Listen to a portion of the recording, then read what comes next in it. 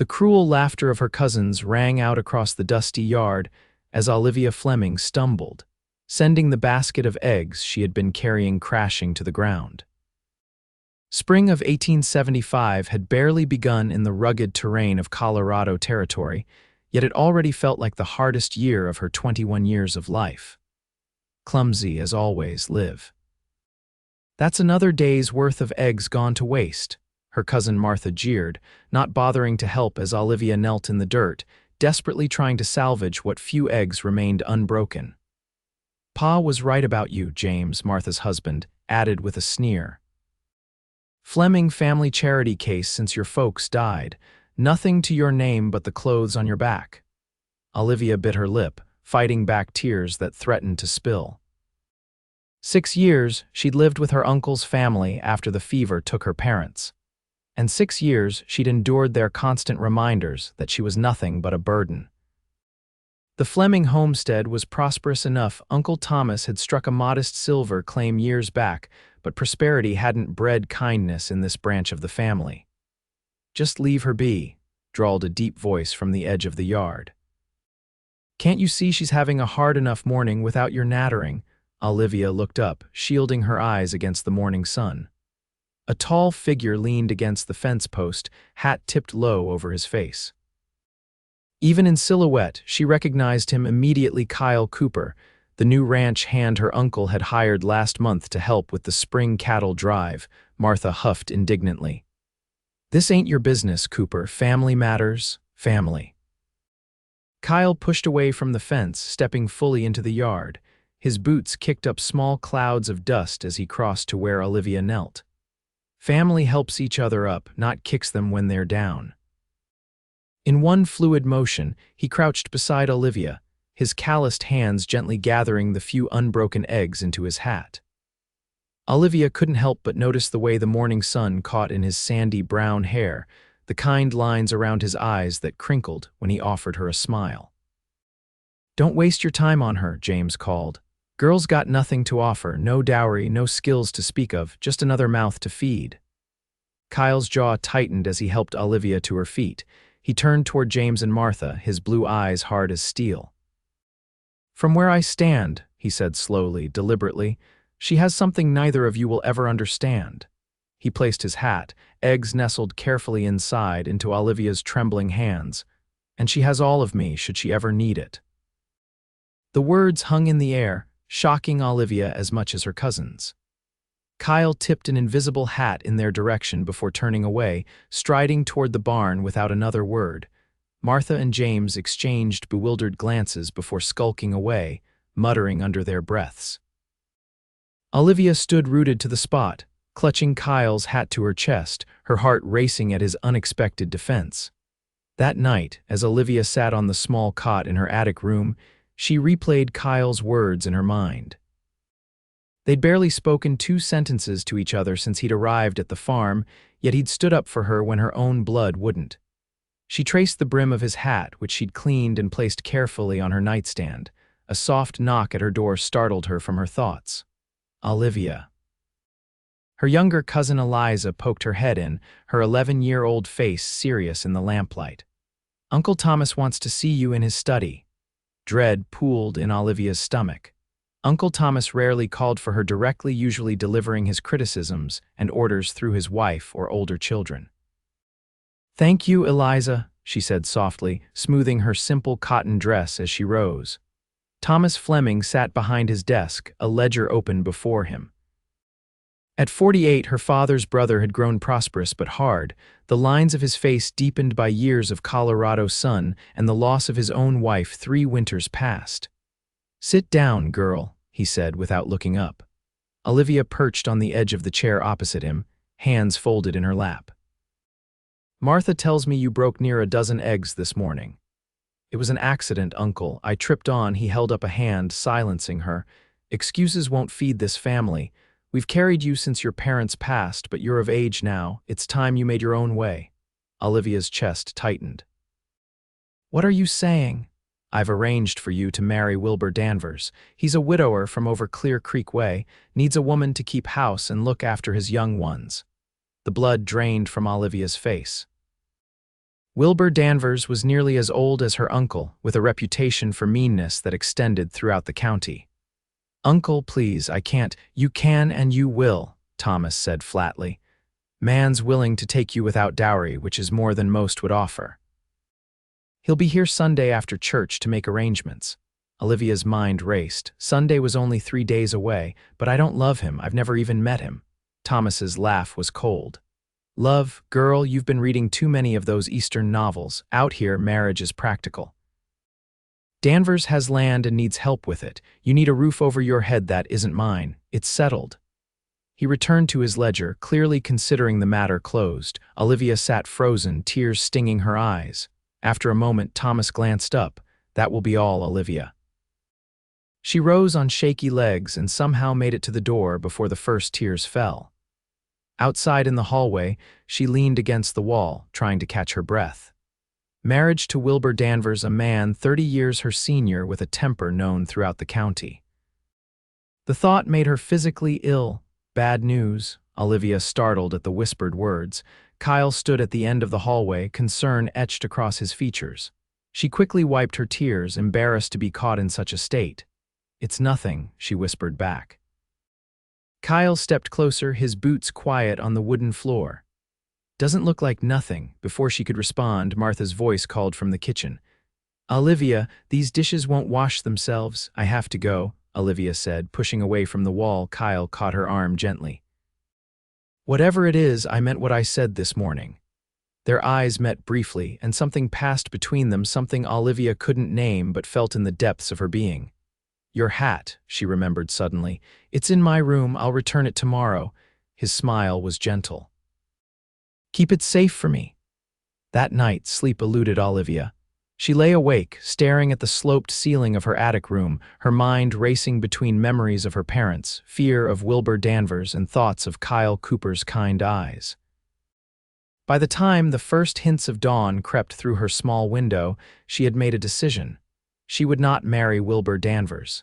She would not stay to be a burden to her uncle's family. She would leave where to, she didn't know, but anywhere would be better than being traded like cattle to a man who would surely make her life miserable. Olivia rose quietly, packing her few belongings into a small cloth bag. She had saved a little money from selling eggs and embroidery work in town, not much, but perhaps enough to get her to Denver, where she might find work as a seamstress or shop girl. She dressed in her sturdiest dress, laced her boots, and wrapped her mother's shawl around her shoulders. As an afterthought, she picked up Kyle's hat, running her fingers along the brim before placing it atop her head. It was too large, but it would shield her from the sun on the long walk to town. The house was silent as she crept down the narrow staircase.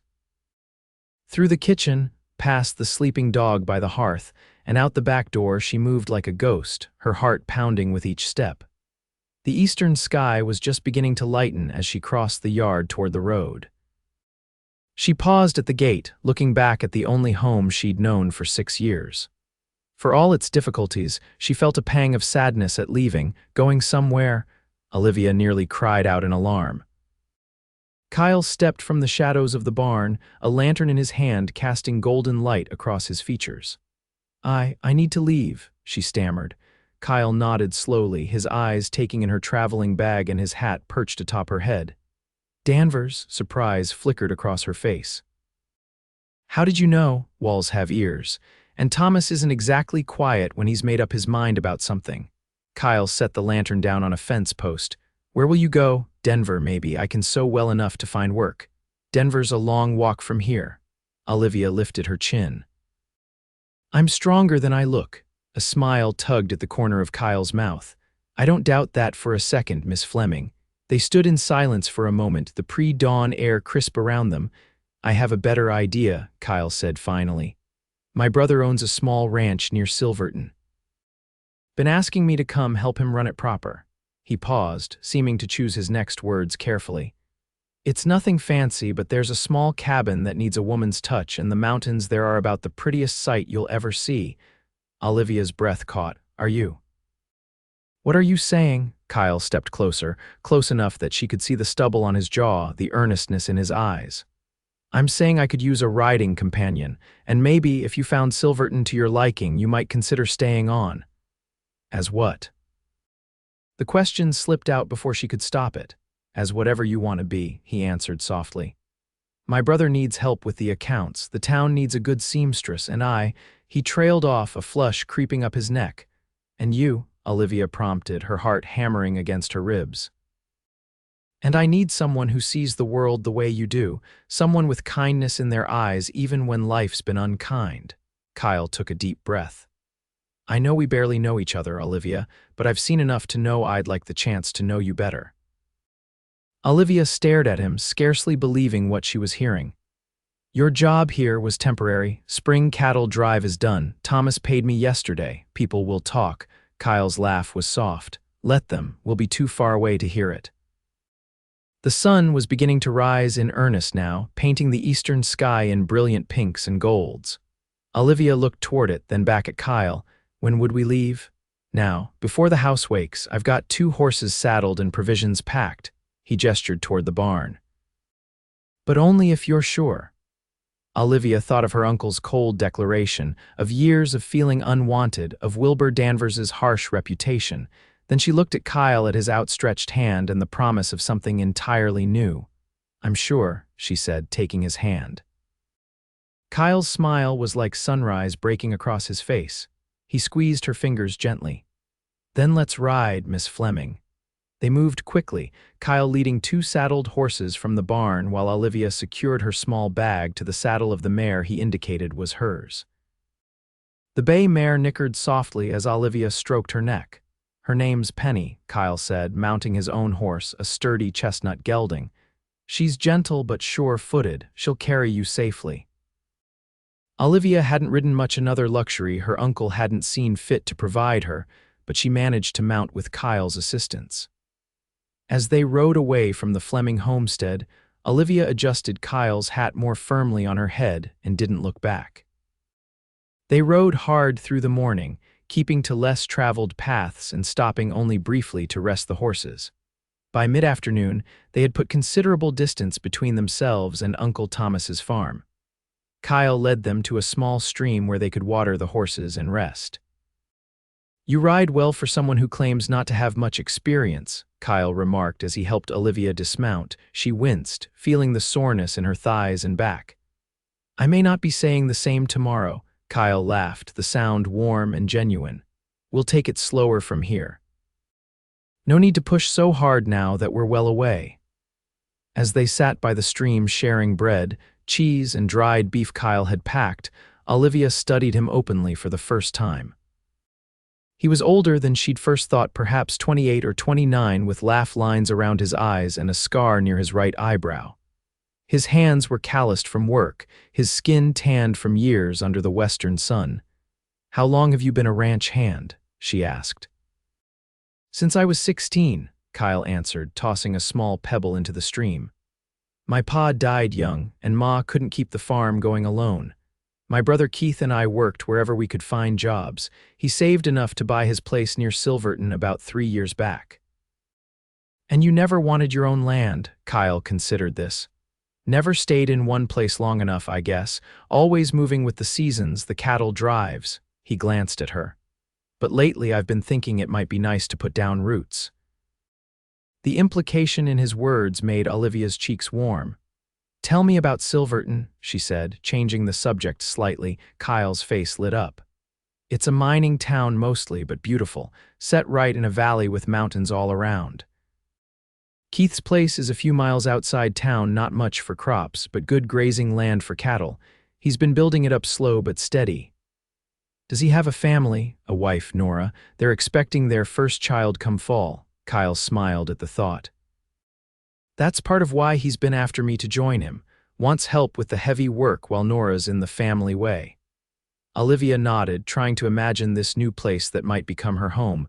And this cabin you mentioned, it's small but sound. Keith built it when he first bought the land before he put up the main house. Kyle looked at her directly.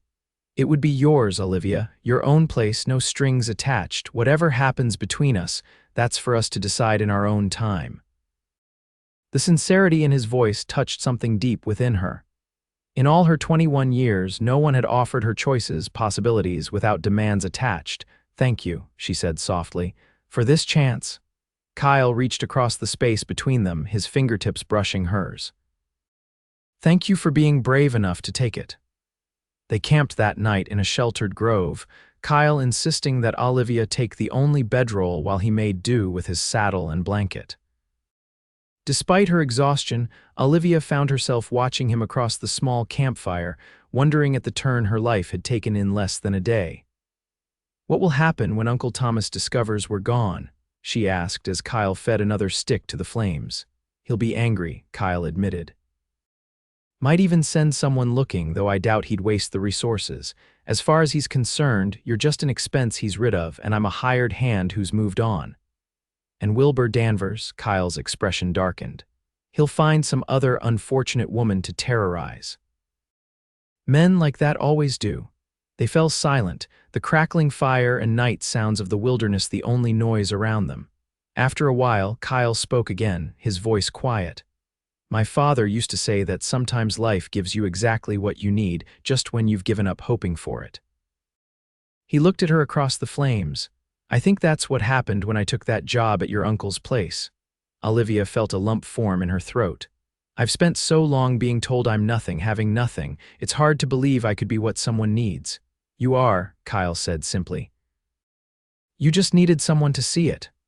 The journey to Silverton took nearly a week, winding through mountain passes and valleys that left Olivia breathless with their beauty. Each night they camped beneath the stars, talking until the fire burned low. Olivia learned about Kyle's childhood in Kansas before his family had moved west, about the sister he'd lost to scarlet fever, about his dreams of building something lasting. In turn, she shared memories of her father's booming laugh, her mother's skill with a needle, the small farm they'd worked together before the fever took them both within days of each other. She spoke of her love of books, of her secret desire to one day write stories of her own. "You should," Kyle said when she confessed this dream. "The world needs more stories, especially from those who see beauty where others don't." On the 6th day, they crested a ridge and Kyle reined his horse to a stop. "There it is," he said, pointing to the valley below. Olivia gasped. Silverton nestled in a wide valley, surrounded on all sides by mountains still capped with snow despite the late spring warmth. A river wound through the settlement like a silver ribbon, and scattered across the surrounding countryside were homesteads and small ranches. "It's beautiful," she breathed. Kyle smiled. "Keith's place is just beyond that stand of pines to the northwest. Ready to meet your new home." Olivia nodded, a mixture of excitement and nervousness fluttering in her stomach.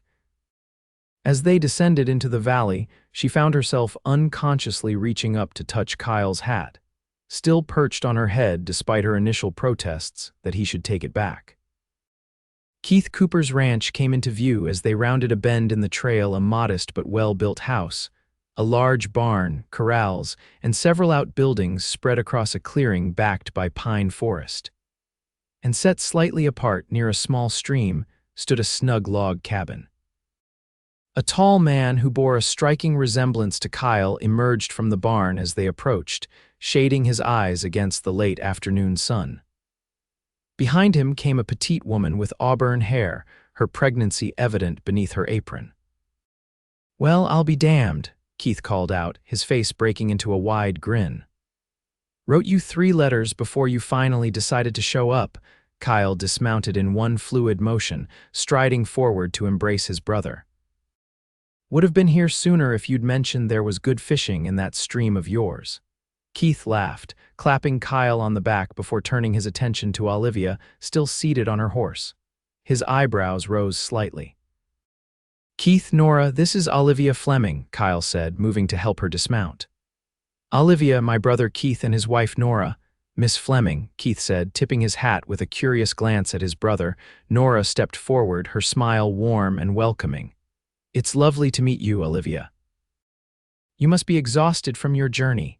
"Please call me Liv," Olivia replied, grateful for the woman's kindness. "And yes, I'll admit I'm looking forward to sleeping somewhere that isn't the ground."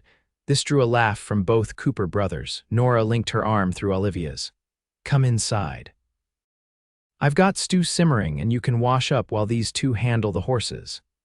As Nora led her toward the main house, Olivia glanced back to see Keith nudging his brother, clearly curious about her presence. Kyle's response was too low to hear, but the grin that spread across Keith's face was unmistakable. Inside, Nora showed Olivia to a washroom where she could freshen up. The cabin needs a bit of airing out, she explained, but it's quite cozy. Kyle wrote that he might be bringing a friend, but I confess I didn't expect. A woman, Olivia supplied with a small smile. Nora's laugh was musical. I'm delighted, believe me. There aren't many women out this way, and those of us here need to stick together. She placed a gentle hand on her rounded belly, especially with this little one on the way. When are you due? September, the doctor thinks. Nora's face softened. Our first. Keith is beside himself with excitement, though he tries to hide it beneath all that Cooper stoicism. As they prepared the evening meal together, Olivia found herself warming to Nora immediately. The older woman asked no prying questions about Olivia's relationship with Kyle, instead sharing stories about life in Silverton and her own journey west from Pennsylvania 3 years earlier. By the time the men came in from tending the horses and washing up, Olivia felt more at ease than she had in years. The meal was simple but delicious, the conversation flowing easily around the table.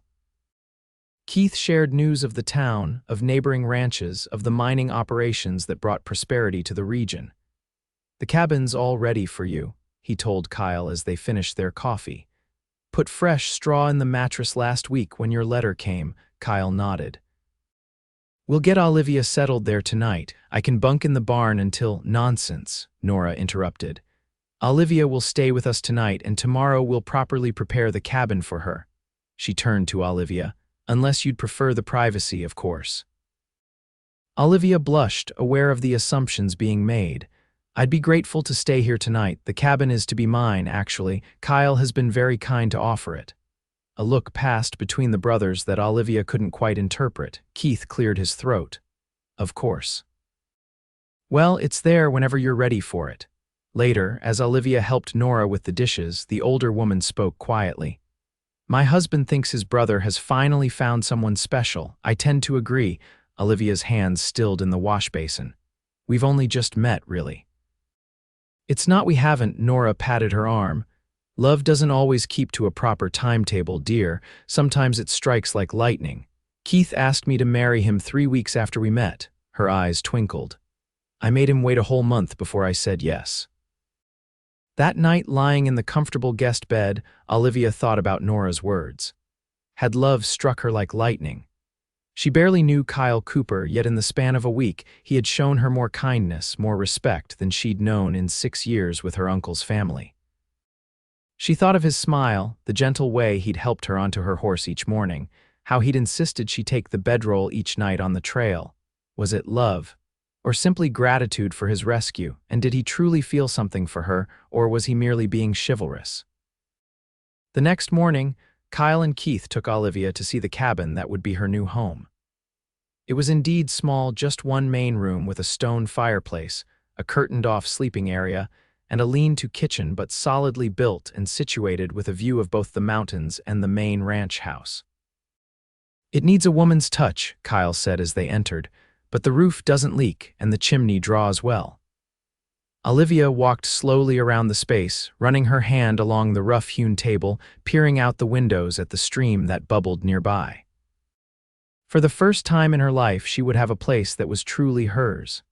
It's perfect, she said softly. Keith excused himself to tend to chores, leaving Kyle and Olivia alone in the cabin. For a moment, neither spoke, the silence stretching between them. I meant what I said, Kyle finally said, leaning against the doorframe. This is yours, no strings attached. I'll be staying in the bunkroom in the main house. Olivia nodded, unexpected disappointment flickering through her. Thank you for everything. Kyle crossed to where she stood by the window. Carefully, he removed his hat from her head, the same hat she'd worn since leaving her uncle's farm. You've kept this safe for me, he said, turning it in his hands. I have. His eyes met hers, earnest and clear. Olivia, I don't want you to feel obligated to me in any way. You're free here, free to build whatever life you want. And if the life I want includes you, the words surprised even her as they left her lips. Kyle's breath caught. Slowly, deliberately, he placed his hat back on her head, adjusting it gently. Then I'd say I'm the luckiest man in Colorado territory. Their first kiss was tentative, questioning Kyle's hand cupping her cheek as if she were made of porcelain, Olivia's fingers curling into the fabric of his shirt. When they parted, both were breathless. I think, Olivia whispered, that I'd like to accept your brother's offer of work and perhaps see if the town needs a seamstress. Kyle's smile could have lit the darkest night. I think that sounds like a fine plan, Miss Fleming. The weeks that followed took on a rhythm unlike anything Olivia had known before. Mornings were spent helping Nora with household tasks and learning to keep the ranch's accounts, a job at which Olivia discovered she excelled. Afternoons often found her in town, where she quickly established herself as Silverton's most skilled seamstress, taking orders for everything from mending to wedding dresses. And the evenings were for Kyle. Sometimes they walked along the stream that ran behind her cabin. Sometimes they sat on her small porch watching the sunset paint the mountains, and sometimes they simply talked by the fire, learning each other's stories, dreams, and fears. You still haven't told me why you stood up for me that day, Olivia said one evening as they sat side by side on her porch steps. Nearly 2 months had passed since their arrival in Silverton, and summer was in full bloom across the valley. Kyle was silent for a moment, watching a hawk circle lazily overhead. My mother, he finally said. After my father died, her family treated her much the way your uncle treated you, as if her worth had died with her husband. He turned to look at Olivia, his eyes serious in the fading light. I promised myself then that I'd never stand by while someone was made to feel worthless. Olivia leaned her head against his shoulder. You kept your promise. Besides, he added, his voice lightening, you were the prettiest girl I'd ever seen, even with egg on your skirt. This drew a laugh from Olivia, who punched his arm playfully. Charmer, Kyle captured her hand, bringing it to his lips, only speaking the truth, Miss Fleming. As summer deepened into autumn, Olivia's business flourished. The women of Silverton, and there were more than she'd initially realized, welcomed her skill with needle and thread, and word spread to neighboring settlements. By September, she had commissioned a proper sign for her cabin, Fleming Fine Sewing and Alterations. Nora delivered a healthy baby boy in late September, whom they named Samuel Thomas Cooper. Olivia found herself spending many hours at the main house, helping the new mother and falling utterly in love with the tiny, perfect infant. You're a natural, Nora observed one afternoon as Olivia gently rocked the fussing baby to sleep. You'll make a wonderful mother someday. The comment made Olivia blush, but she couldn't deny the longing that tugged at her heart when she held little Samuel. She and Kyle had grown closer with each passing day, yet neither had spoken of marriage or children, content to let their relationship unfold at its own pace. Until the letter arrived. It came on a crisp October morning, delivered by a ranch hand passing through from Denver. Addressed to Kyle Cooper, it bore the return address of Thomas Fleming. Olivia's hands trembled as Kyle opened it, both of them seated at her small table. His face darkened as he read. What does he say? Olivia asked, her voice barely above a whisper. Kyle folded the letter carefully. He's found us, says he's coming to reclaim his niece and see me brought up on charges of kidnapping. The blood drained from Olivia's face. Can he do that? No, Kyle said firmly. You're of age, Olivia. You left of your own free will, but... Kyle ran a hand through his hair, frustration evident in the gesture. But he could make trouble, spread rumors, make it difficult for you to build your business. Olivia felt cold fear spreading through her chest. She'd found happiness here, real, genuine happiness, and the thought of her uncle's arrival threatening that was unbearable. When does he say he's coming?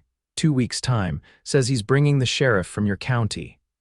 Olivia stood abruptly, pacing the small confines of her cabin. I won't go back, I can't. Kyle rose, catching her gently by the shoulders. You won't have to, I promise you that. His eyes searched hers. But there's one sure way to stop him. What's that? Kyle took a deep breath. Marry me. Olivia stared at him, certain she'd misheard. What? Marry me, he repeated, his voice stronger. Not just because of your uncle, though, as my wife, he'd have no claim on you whatsoever, but because I love you, Olivia Fleming. Because these past months have been the happiest of my life. Because I want to build a future with you here, where you can keep sewing and I can keep ranching, and maybe someday we'll have children who'll never know what it feels like to be unwanted. Tears filled Olivia's eyes. Kyle, I know it's sudden, he continued, words tumbling out now. I know we said we'd take our time, but I've known since that first day when I saw you kneeling in the dirt picking up broken eggs that you were special, that you deserved so much more than what life had given you. Olivia reached up, cupping his face in her hands. Yes, Kyle blinked. Yes. Yes, I'll marry you. A smile broke through her tears. Not because of my uncle, because I love you too. The kiss that followed was like nothing they'd shared before, a promise, a beginning, a declaration. When they finally parted, Kyle pressed his forehead to hers. We'll have the wedding before your uncle arrives, he said. Keith can ride to town today to speak with the minister.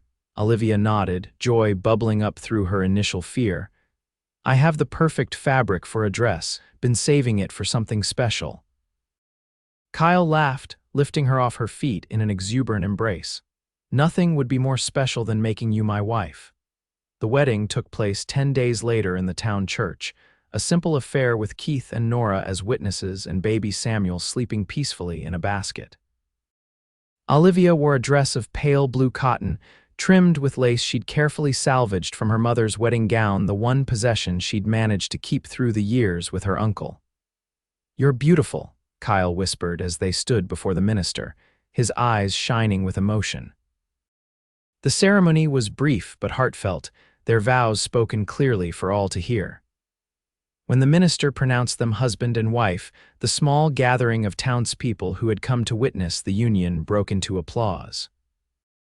Mrs. Cooper, Kyle said as they walked back down the aisle, his voice filled with wonder. Olivia squeezed his hand. Mr. Cooper. They celebrated with a small feast at Keith and Nora's home, the table laden with contributions from neighbors and friends Olivia had made during her months in Silverton. As dusk fell, they returned to Olivia's cabin, now their cabin arm in arm. I have something for you, Kyle said as they crossed the threshold. From his pocket he produced a small wooden box. It was my mother's. Keith gave it to me after the ceremony. Inside nestled a simple gold band set with a small pearl. It's not fancy, he said apologetically. It's perfect, Olivia breathed as he slipped it onto her finger alongside the plain gold band they'd purchased for the wedding. I've never owned anything so beautiful. Kyle kissed her hand, then her lips. You own my heart, Olivia Cooper, you always will. 2 days later, Thomas Fleming arrived in Silverton, accompanied by a reluctant-looking lawman from the eastern counties. They found Kyle and Olivia at their cabin, calmly awaiting their arrival. There you are, girl, Thomas spat as he dismounted. Disgracing the family name, running off with a ranch hand. Get your things. You're coming home to face what you've done. Olivia stood tall beside her husband, no longer the frightened girl who had fled in the pre-dawn light months before. Hello, Uncle. I'd like you to meet my husband, Kyle Cooper, Thomas faltered, his gaze shifting between them. Husband, Kyle stepped forward, marriage certificate in hand. We were wed by Reverend Phillips 10 days ago, Mr. Fleming. Olivia is my wife, legally and in the eyes of God. The sheriff who had accompanied Thomas took the certificate, examining it carefully before handing it back. Seems in order to me, Fleming, girls of age and married proper. This is outrageous, Thomas sputtered. She was promised to Wilbur Danvers? No, sir, Kyle said firmly. She was never his to claim, nor yours. Thomas's face purpled with rage. You have nothing, girl, nothing to your name but the clothes on your back, just like when your parents died. You think this. This cowboy can give you what you deserve. Olivia felt Kyle's hand slip into hers, steady and warm. She looked at her uncle, really looked at him, and saw not the terrifying figure of her youth, but a bitter, angry old man whose power over her had vanished. You're wrong, Uncle, she said, her voice clear and strong. I have everything I need. A home of my own, work that brings me joy, friends who value me. She squeezed Kyle's hand, and I have all of him, his heart, his trust, his love. She smiled, a genuine smile that reached her eyes. That's worth more than all the silver in your mine. Thomas stared at her, momentarily speechless. The sheriff cleared his throat awkwardly. Well, seems there's nothing to be done here, Fleming. Lady's married and settled. We've ridden a long way for nothing. For a moment, Olivia thought her uncle might argue further. Instead, he turned abruptly, mounting his horse with difficulty. You've made your choice, he said coldly. Don't come crying to me when this all falls apart. It won't, Kyle said simply. Good day, Mr. Fleming. They watched as Thomas and the sheriff rode away, dust rising behind them on the road back to town. When they were out of sight, Olivia let out a breath she hadn't realized she'd been holding. Are you all right? Kyle asked, turning to face her. Olivia nodded, surprising herself with the truth of it. Yes, for the first time in years, I truly am. That evening, as they sat by their fire, Olivia rested her head on Kyle's shoulder. Do you think he'll come back? Kyle stroked her hair gently. No, he said his piece and pride won't let him return. Good. Olivia closed her eyes, savoring the warmth of the fire and her husband's embrace. I like our life here. As do I, Mrs. Cooper. As do I. 5 years later, Olivia stood on the porch of their expanded cabin, watching as Kyle taught their 3-year-old daughter Emily to ride her first pony. The child's delighted giggles carried across the yard as the gentle creature plodded in a circle, Kyle's hand steady on the lead rope. Mama, look, Emily called, waving with one hand while the other clutched the saddle horn. I'm riding like Papa. I see you, sweetheart. Olivia called back, one hand resting on her rounded belly where their second child grew. You're doing wonderfully. The years had been good to them. Kyle and Keith had expanded the ranch, now running one of the most successful cattle operations in the region. Olivia's sewing business had grown so prosperous that she'd taken on an apprentice, a young woman from town eager to learn the trade. They'd built onto the cabin, adding proper bedrooms and a larger kitchen. Kyle had insisted on building bookshelves along one wall of their sitting room, filling them with volumes ordered from Denver, and even as far as San Francisco, fulfilling Olivia's childhood dream of having books of her own. And last year, a publisher in Denver had accepted Olivia's first collection of children's stories, tales she'd first created for Emily about brave girls and kind cowboys in the wild mountains of Colorado. As she watched her family, Olivia thought of that day so long ago when her life had changed, when a quiet ranch hand had stood up for a girl with nothing to her name but a broken basket of eggs. She has all of me, he'd said then, not knowing how prophetic those words would become. And now, surrounded by the life they'd built together, Olivia knew the truth of it. She had indeed lost nothing by leaving her uncle's home. Instead, she had gained everything: a love worth more than all the silver in Colorado, a family bound by choice rather than obligation, and a home where kindness reigned. Kyle looked up, catching her eye across the yard. His smile, still as bright as the day they'd met, warmed her from the inside out. He tipped his hat to her, the same hat she'd once carried away from her old life, the gesture as much a promise now as it had been then. Olivia smiled back, her hand cradling the new life growing within her, surrounded by the mountains and the love that had given her not just a home, but a place to truly belong.